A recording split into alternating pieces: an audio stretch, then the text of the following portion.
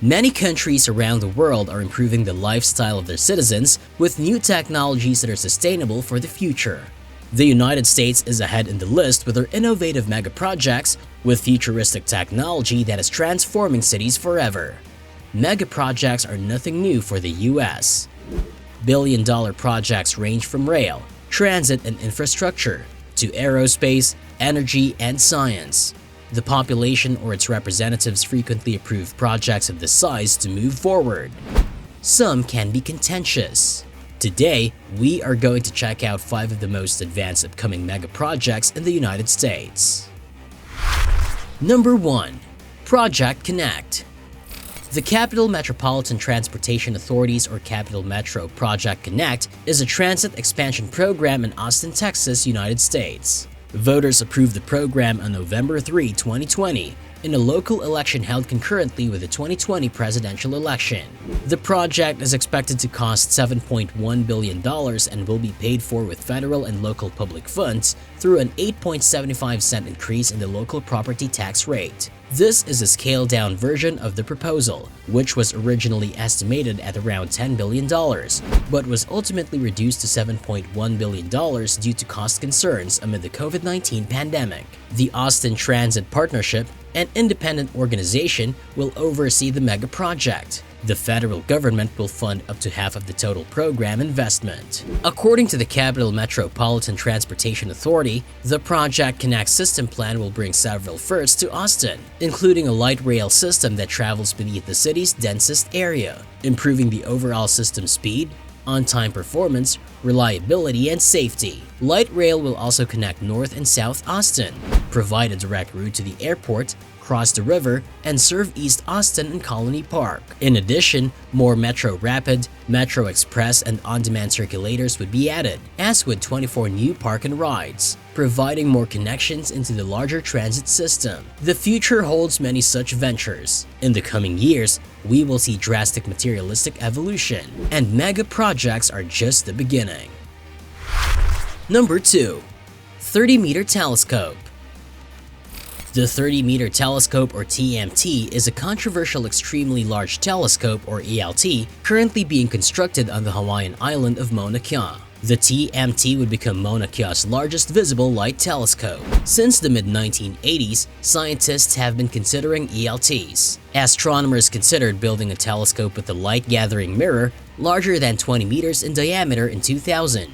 Scientists considered using either small segments that create one large mirror or a grouping of larger 8-meter mirrors working as one unit, because the technology to build a mirror larger than 8.4 meters does not exist. The U.S. National Academy of Sciences recommended that a 30-meter telescope be the focus of U.S. interest, to have it built within a decade. So scientists at the University of California and Caltech began work on the TMT design, which included a 492-segment primary mirror with 9 times the power of the Keck Observatory. The TMT's light-gathering power and the ideal observing conditions atop Mauna Kea would allow astronomers to conduct research that is currently impossible with current instruments. Unfortunately, officials announced that the TMT would be delayed due to the COVID-19 pandemic. On-site construction will not begin until the summer of 2021, but parts of the TMT are already in production.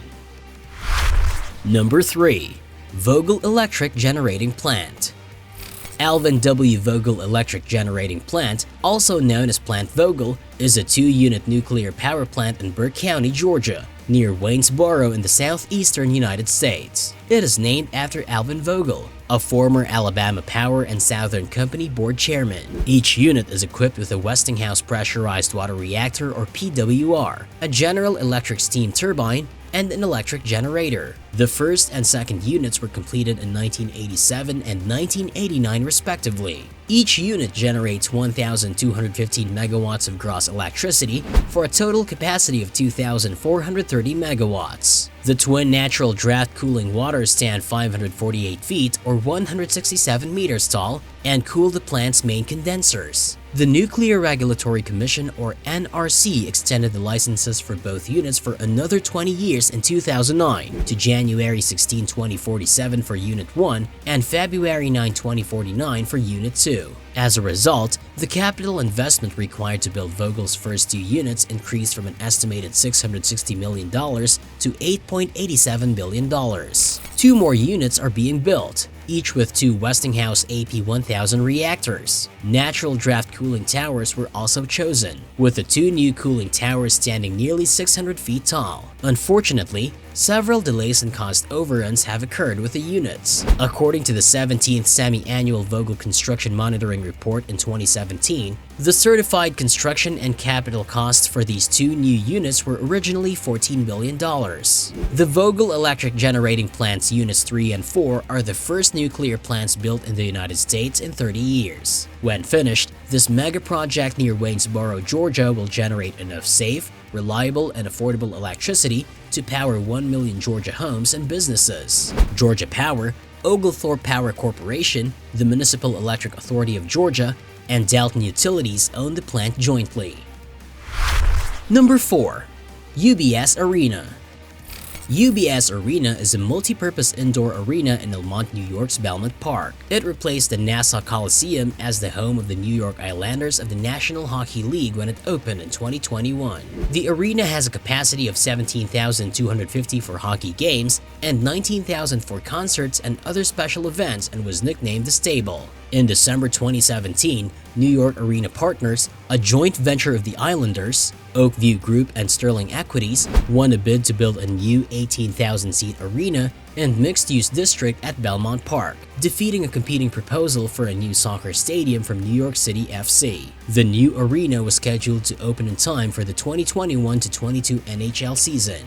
Meanwhile, during the 2018-19 season, the Islanders began playing more home games at the Coliseum. For the 2021-22 season, the Islanders were scheduled to begin playing home games at UBS Arena. However, the Islanders' preseason home games were played at Webster Bank Arena in Bridgeport, Connecticut, the home of their American Hockey League affiliate, the Bridgeport Islanders, to allow additional construction time. To begin the regular season, the team played 13 consecutive road games. On November 19, 2021, UBS Arena will officially open with a private fundraising event featuring rock band Chicago. The Islanders' first game at UBS Arena was a 5-2 loss to the Calgary Flames on November 20. Brad Richardson scored the first goal in the arena, while Brock Nelson scored the first for the Islanders. Its goal is to stimulate the New York economy and the local community by filling 30% of UBS Arena's permanent jobs with workers from the surrounding area.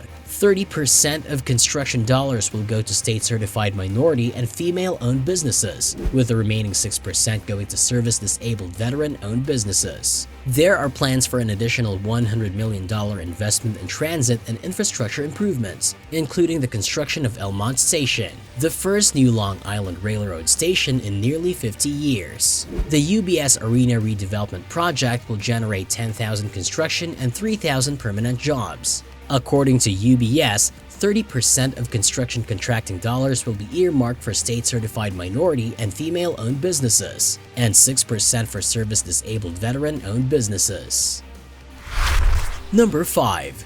California High-Speed Rail. The California High-Speed Rail Megaproject, the country's first high-speed rail project, is currently under construction in the Central Valley, connecting 6 of California's 10 largest cities. California High-Speed Rail, or CHSR, is a publicly funded high-speed rail system built in California, United States. Future extensions in Phase 2 are planned to connect southward to San Diego County stations via the Inland Empire and northward to Sacramento. The $77 million high-speed rail system will be entirely powered by renewable energy. High-speed rail will assist the state in meeting its climate goals by lowering transportation emissions and contributing to a sustainable transportation network. In addition, it aims to improve mobility, access to jobs, and affordable housing. They will use existing Caltrain infrastructure in some places and upgrade it, so that these blended stations will have lines that both Caltrain and California high-speed rail can use, providing the same people carrying capacity as high-speed rail from San Francisco to Los Angeles would require 4,200 new highway lane miles, 91 additional airport gates, and 2 new airport runways costing between $122 billion to $199 billion, not including operations and maintenance costs, more expensive than the California high-speed rail $63 billion to $98 billion costs. The state of California owns and manages the project through the California High-Speed Rail Authority. The Bakersfield to Los Angeles segment will be the first direct passenger train route between the cities, since the Southern Pacific Railroad San Joaquin Daylight was discontinued in 1971. Because of the COVID-19 pandemic in New York, all non-essential construction projects in the state have been ordered to halt. However, construction in the Central Valley is progressing steadily, and plans for the entire Phase 1 system are nearing completion. The authority's current plans show $23.4 billion in identified funding through 2030, a $17.9 billion current budget, and $4.66 billion for double trackage and train sets. We hope you like watching this video. Let us know which of these mega projects you have high hopes for in the comments below. If you want to watch more remarkable videos, click on the notification bell and subscribe to the Build Zone.